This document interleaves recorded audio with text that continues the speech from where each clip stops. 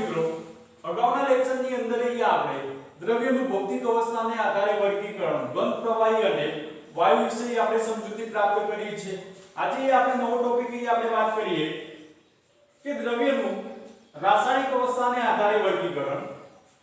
તો દ્રવ્યનું રાસાયણિક અવસ્થાને આધારે આપણે ટુ ટાઇપ્સ ની અંદર આપણે વર્ગીકરણ કરેલું છે. એક શુદ્ધ અવસ્થા અને સેકન્ડ છે મિશ્રણ. તો એ આપણે ફર્સ્ટ આપણે વાત કરીએ મિશ્રણ.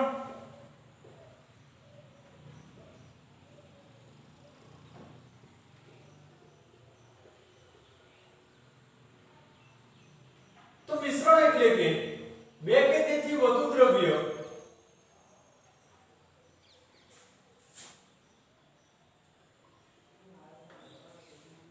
એકબીજા સાથે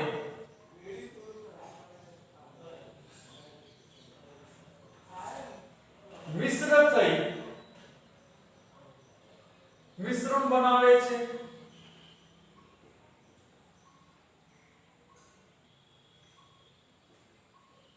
ત્યારે તેમાં રહેલા ઘટક કણો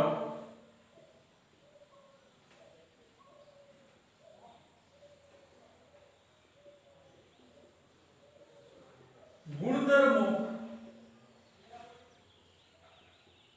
અને રાસાયણિક ગુણધર્મો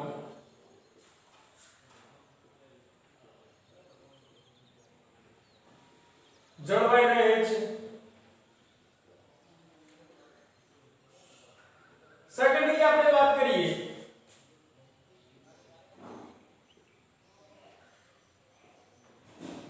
મિશ્રણમાંથી ઘટક કણોને ભૌતિક પદ્ધતિ દ્વારા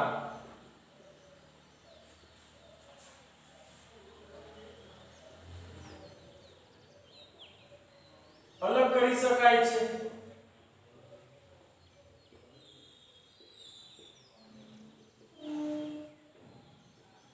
કે મિશ્રણમાંથી જે ઘટક કણો છે કે જેને આપણે ભૌતિક પદ્ધતિ દ્વારા આપણે અલગ કરી શકીએ છીએ. ભૌતિક પદ્ધતિઓ જેવી કે ગાળણ, સ્ફટિકીકરણ, નિષેધન વગેરે જેવી પદ્ધતિઓ દ્વારા એને આપણે મિશ્રણમાંથી આપણે ઘટક કણોને આપણે અલગ કરી શકીએ છીએ. તો મિશ્રણના મુખ્યત્વે આપણે બે પ્રકાર છે. એક સમાન મિશ્રણ અને સેકન્ડ છે વિસમાન મિશ્રણ. તો એ આપણે સમાન મિશ્રણ વિશે આપણે સમજૂતી પ્રાપ્ત કરીએ.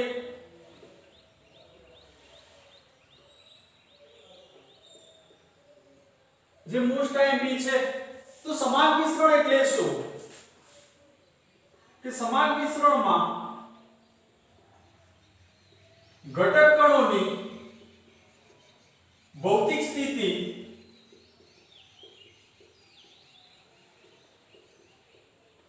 સમાન હોય છે. એટલે કે તેમાં ઘટક કણો બધે જ એક સમાન રીતે વહેંચાયેલા હોય છે. સમાન મિશ્રણમાં ઘટક કણોને નિશ્ચિત હદ રેખાથી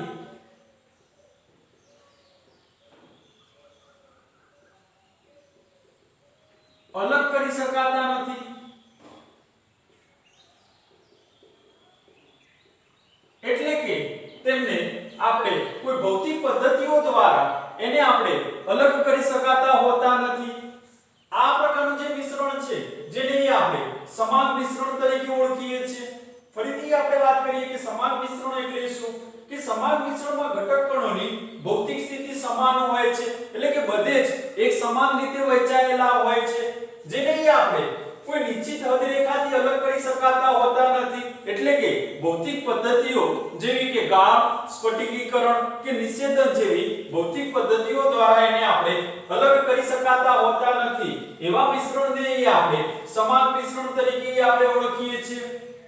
વધુમાં કે દ્રાવણ એ સમાન મિશ્રણ છે. દ્રાવણ એ સમાન મિશ્રણ છે. ફોર એક્ઝામ્પલ તરીકે આપણે વાત કરીએ કે ખાંડ અને પાણીનું મિશ્રણ,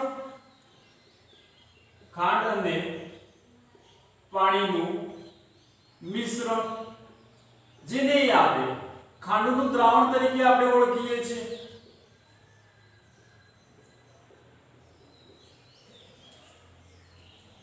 સેકન્ડલી આપણે વાત કરીએ મીઠું અને પાણીનું મિશ્રણ,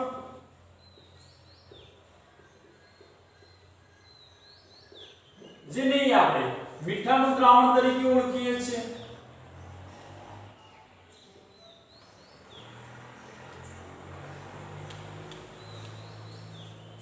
ઓક્સિજન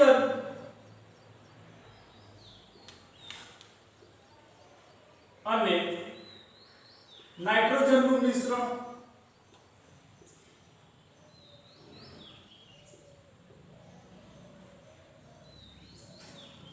જેને આપણે હવા તરીકે આપણે ઓળખીએ છીએ.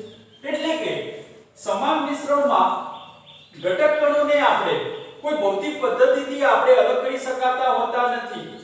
તો એ આપણે વાત કરીએ કે ખાંડ અને પાણીનું મિશ્રણ કે જેને આપણે ખાંડનું દ્રાવણ તરીકે ઓળખીએ છીએ.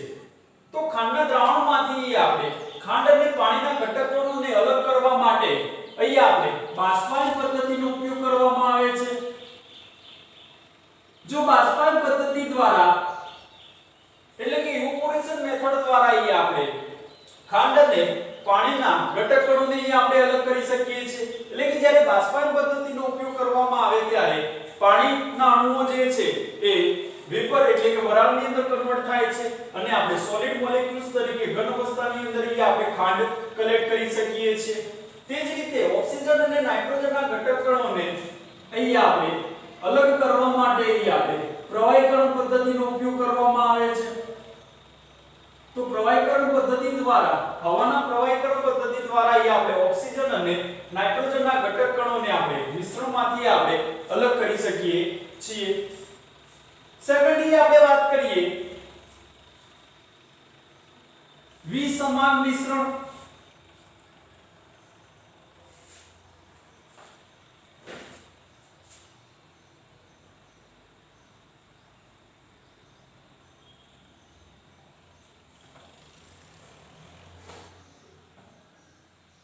સેકન્ડલી આપણે વાત કરવી છે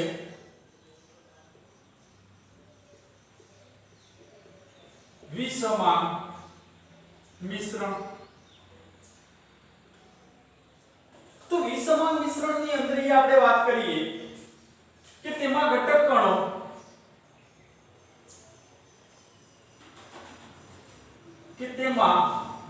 કણોની ભૌતિક સ્થિતિ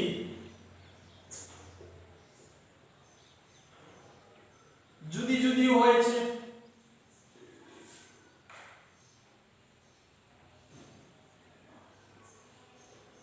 એટલે કે તેઓ એકબીજામાં ભળી જતા હોતા નથી. એકબીજામાં ભળી જતા હોતા નથી. તેમને કોઈ નિશ્ચિત હદ રેખાથી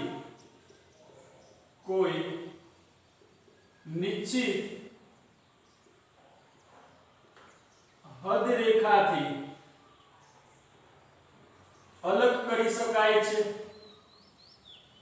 તેવા મિશ્રણને અહીં આપણે વિસમાન મિશ્રણ તરીકે આપણે ઓળખીએ છીએ. તો વિસમાન મિશ્રણની અંદર કે ઘટક કણોની જે ભૌતિક સ્થિતિ છે એ જુદી જુદી હોય છે. એટલે કે તેઓ એકબીજાની અંદર મિશ્ર એટલે કે ભળી જતા હોતા નથી. જેમને આપણે કોઈ નિશ્ચિત હદરેખા દ્વારા આપણે અલગ કરી શકીએ છીએ. એટલે કે ભૌતિક પદ્ધતિઓ દ્વારા એને આપણે ઈઝીલી સેપરેટ કરી શકીએ છીએ. એવા મિશ્રણને આપણે વિસમાન મિશ્રણ તરીકે ઓળખવામાં આવે છે. ફોર એક્ઝામ્પલ તરીકે આપણે વાત કરીએ કે NaCl એટલે કે સોલ્ટ જેને આપણે મીઠું તરીકે ઓળખીએ છીએ. તો મીઠું અને લોખંડનો ભૂક્કો એટલે કે આયર્નના પાર્ટિકલ્સ આ બંનેને એકબીજા સાથે મિશ્ર કરવામાં આવે તો તેઓ એકબીજાની અંદર મિશ્ર થઈ શકતા હોતા નથી. અને ગાણ જેવી ભૌતિક પદ્ધતિ દ્વારા એને આપણે અલગ કરી શકાય છે. તે જ રીતે આપણે વાત કરીએ કે રેતીના પાર્ટિકલ્સ એટલે કે રેતીના કણો અને ખાંડ બંનેને એકબીજાની અંદર મિશ્ર કરવામાં આવે તો તેઓ એકબીજાની અંદર મિશ્ર થતા હોતા નથી અને ગાણ જેવી ભૌતિક પદ્ધતિ દ્વારા એને આપણે અલગ કરી શકાય છે. એવા મિશ્રણને આપણે વિસમાન મિશ્રણ તરીકે આપણે ઓળખીએ છીએ. તો એ આપણે મિશ્રણ અને તેના ટાઇપ્સ વિશે એટલે કે પ્રકાર વિશે આપણે સમજૂતી પ્રાપ્ત કરી છે. નેક્સ્ટ એ આપણે વાત કરીએ છીએ કે દ્રવ્યનો રાસાયણિક અવસ્થાને આધારે વર્ગીકરણની અંદર આપણે સેકન્ડ ટાઇપ છે આપણે વાપરીએ છીએ શુદ્ધ પદાર્થો. તો શુદ્ધ પદાર્થો કે જેનું વર્ગીકરણ અહીંયા આપણે મુખ્યત્વે બે પ્રકારે કરવામાં આવે છે. એક તત્વ અને સેકન્ડ છે સંયોજન. તો અહીંયા આપણે તત્વ વિશે આપણે સમજૂતી પ્રાપ્ત કરીએ. તો સૌપ્રથમ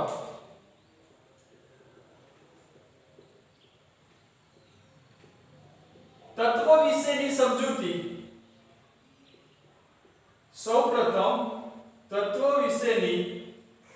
સમજૂતી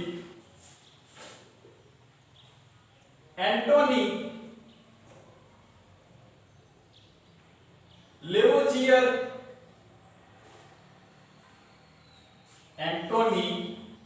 લેવોઝિયર નામના વૈજ્ઞાનિકે આપી છે.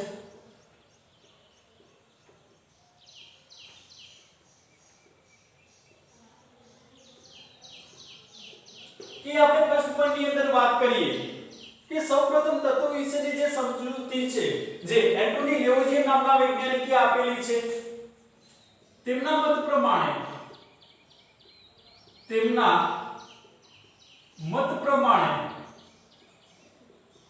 તત્વ એક જ પ્રકારના પરમાણુનો બનેલો છે.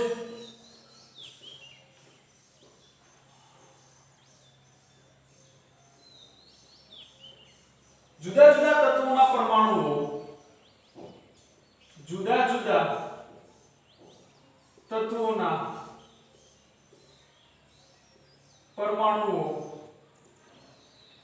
જુદા જુદા હોય છે.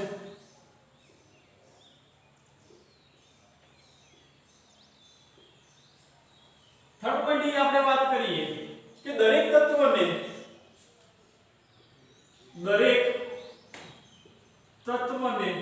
સ્વતંત્ર ગુણધર્મ હોય છે. તો દરેક તત્વની આપણે વાત કરીએ કે સ્વતંત્ર ગુણધર્મ હોય છે.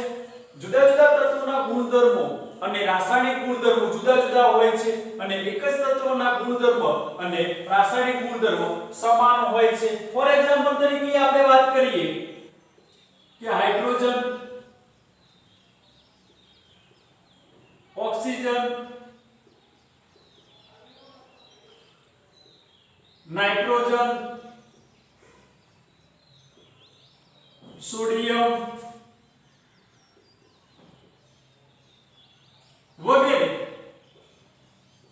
અહીંયા આપણે એક્ઝામ્પલ લખી શકીએ છીએ. ફોર એક્ઝામ્પલ તરીકે આપણે વાત કરીએ કે હાઇડ્રોજન છે તો આ બંને હાઇડ્રોજન પરમાણુ જે છે કે જેના ગુણધર્મ અને રાસાયણિક ભૌતિક અને રાસાયણિક ગુણધર્મ સમાન હોય છે. એ જ રીતે ઓક્સિજન મોલેક્યુલ કે બંને જે ઓક્સિજન મોલેક્યુલ છે કે જેના ભૌતિક અને રાસાયણિક ગુણધર્મ સમાન હોય છે પરંતુ જુદા જુદા તત્વોના એટલે કે હાઇડ્રોજન અને ઓક્સિજન મોલેક્યુલ્સની આપણે વાત કરીએ તો હાઇડ્રોજન અને ઓક્સિજન બંને તત્વોના ગુણધર્મો જુદા જુદા હોય છે. એટલે કે જુદા જુદા તત્વોના ગુણધર્મો જુદા જુદા હોય છે જ્યારે એક જ તત્વના ગુણધર્મ ભૌતિક અને રાસાયણિક ગુણધર્મ સમાન હોય છે જે સૌપ્રથમ એન્ટોની લેવોઝિયર નામના વૈજ્ઞાનિકે રજૂઆત કરી છે. તો તત્વનું અહીંયા આપણે એના પેટા પ્રકારની અંદર આપણે વાત કરીએ કે તત્વોને આપણે મુખ્યત્વે ત્રણ પ્રકારે આપણે વર્ગીકૃત કરેલા છે. ફર્સ્ટ આપણે વાત કરીએ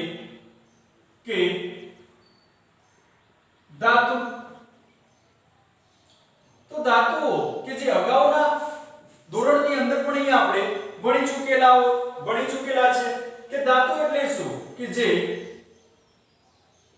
ચળકાટ ધરાવે છે,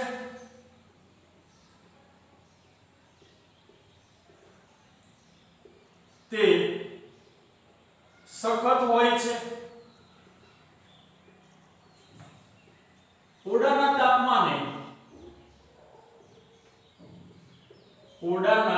તાપમાને એટલે કે સામાન્ય રીતે ઘન અવસ્થામાં હોય છે,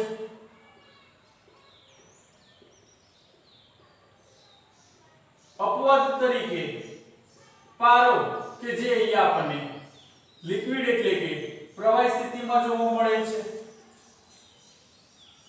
ઉષ્મા અને વિદ્યુતના વાહક હોય છે,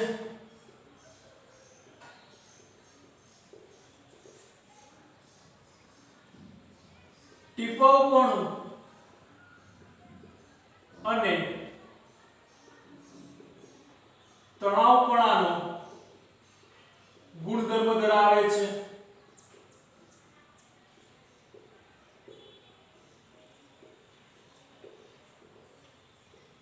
ગલનબિંદુ અને ઉત્કલન બિંદુ ઊંચા હોય છે,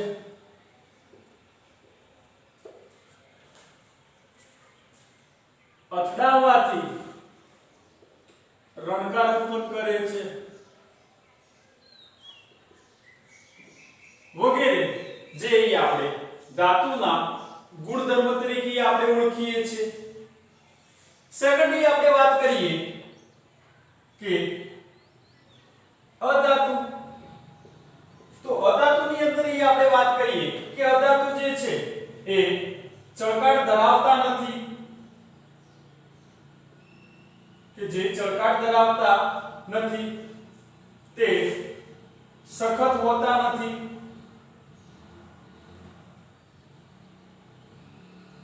થર્ડલી આપણે વાત કરીએ કે જે અધાતુ જે છે કે જે ઉષ્મા અને વિદ્યુતના અવાહક હોય છે,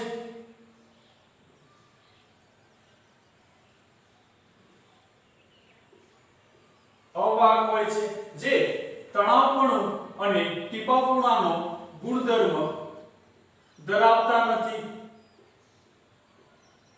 તેમના ગલન બિંદુ અને ઉત્કલન બિંદુ નીચા હોય છે અને તે રણકાર ઉત્પન્ન કરતા નથી. એટલે કે ધાતુના જે આપણને ગુણધર્મની વાત કરી એના ઓપોઝિટ એટલે કે વિરુદ્ધ જે ગુણધર્મો છે જે અધાતુના અહીં આપણે વાત કરી શકીએ છીએ. અને થર્ડલી આપણે વાત કરીએ અર્ધધાતુ.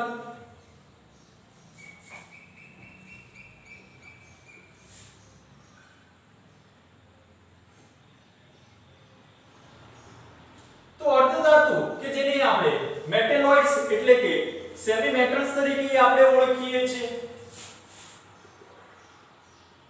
કે અધાતુ છે ધાતુ અને અધાતુ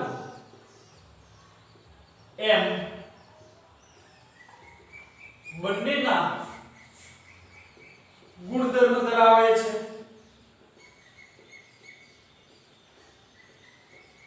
જેને આપણે સેમી મેટલ્સ એટલે કે મેટેલોઇડ્સ તરીકે આપણે ઓળખી શકીએ છીએ. તો શુદ્ધ પદાર્થોનું અહીં આપણે સેકન્ડ એટલે કે ફર્સ્ટ આપણે વાત કરી કે તત્વ વિશે આપણે સમજૂતી પ્રાપ્ત કરી છે. સેકન્ડલી આપણે વાત કરીએ કે સંયોજન.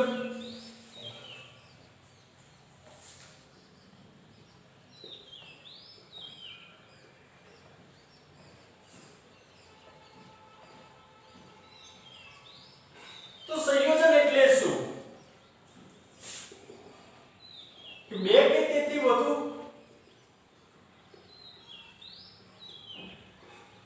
તત્વો એકબીજા સાથે પ્રક્રિયા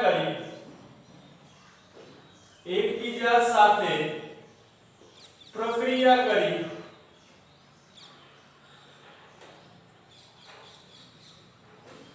સંયોજન બનાવે છે. સંયોજન બનાવે છે ત્યારે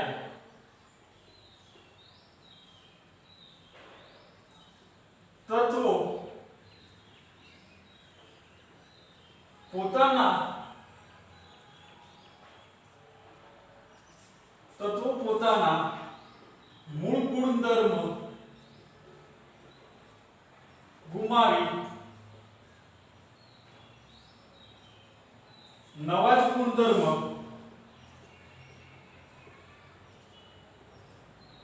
ધરાવે છે, જેને સંયોજન તરીકે ઓળખવામાં આવે છે। સંયોજન એટલે કે ડેફિનેશન એટલે કે વ્યાખ્યા આપણે યાદ રાખવી છે કે બે કે તેથી વધુ તત્વો એકબીજા સાથે પ્રક્રિયા કરી સંયોજન બનાવે છે ત્યારે પ્રક્રિયકના જે તત્વો છે કે પોતાનો મૂળ ગુણધર્મ ગુમાવી અને નવા જ ગુણધર્મ ધરાવે છે, જેને આપણે સંયોજન તરીકે ઓળખીએ। આને આપણે એક્ઝામ્પલ દ્વારા આપણે સારી રીતે સમજી શકીએ છીએ। તો ફોર એક્ઝામ્પલ તરીકે આપણે વાત કરીએ કે હાઇડ્રોજન અને ઓક્સિજન બંને એકબીજા સાથે પ્રક્રિયા કરી અહીંયા આપણને પાણીનું એક સંયોજન બનાવે છે, ત્યારે બંને જે છે હાઇડ્રોજન અને ઓક્સિજન બંને પોતાનો મૂળ ગુણધર્મ ગુમાવી અને નવો જ ગુણધર્મ ધારણ કરે છે, જેને આપણે કમ્પાઉન્ડ એટલે કે સંયોજન તરીકે ઓળખવામાં આવે છે। ફોર એક્ઝામ્પલ તરીકે વાત કરીએ કે હાઇડ્રોજન કે હવામાં સ્ફોટક રીતે સળગવાનું કાર્ય કરે છે। હાઇડ્રોજન કે જેનો ઉપયોગ આપણે હવામાં સ્ફોટક રીતે સળગવાનું કાર્ય કરે છે, જ્યારે ઓક્સિજન દહનને સહાય કરે છે। જ્યારે આ બંને તત્વો એકબીજા સાથે સંયોજાય અને આપણને પાણીનું આપણને સંયોજન બનાવે છે, ત્યારે પાણીનો ઉપયોગ આપણે આગ ઓલવવા માટે આપણે ઉપયોગ કરીએ છીએ। એટલે કે હાઇડ્રોજન જે છે જે સ્ફોટક રીતે સળગવાનું કાર્ય કરે છે અને ઓક્સિજન કે જે દહનને સહાય કરે છે। જ્યારે હાઇડ્રોજન અને ઓક્સિજન બંને તત્વો એકબીજા સાથે સંયોજાય અને પાણીનો અણુ બનાવે છે, ત્યારે પાણી કે જેનો ઉપયોગ આપણે આગ ઓલવવા માટે કરીએ છીએ। તો અહીંયા જે ડેફિનેશન છે એ પ્રમાણે આપણે એક્ઝામ્પલ આપણે પુટ કરેલું છે કે બે કે તેથી વધુ તત્વો એકબીજા સાથે પ્રક્રિયા કરી આપણે એક સંયોજન બનાવે છે, ત્યારે તત્વો પોતાના મૂળ ગુણધર્મ જે છે એ ગુમાવીને એક નવો જ ગુણધર્મ ધારણ કરે છે, જેને આપણે કમ્પાઉન્ડ એટલે કે સંયોજન તરીકે આપણે ઓળખવામાં આવે છે। તો અહીંયા આપણે દ્રવ્યનું રાસાયણિક અવસ્થાને આધારે વર્ગીકરણ વિશે આપણે સમજૂતી પ્રાપ્ત કરી છે।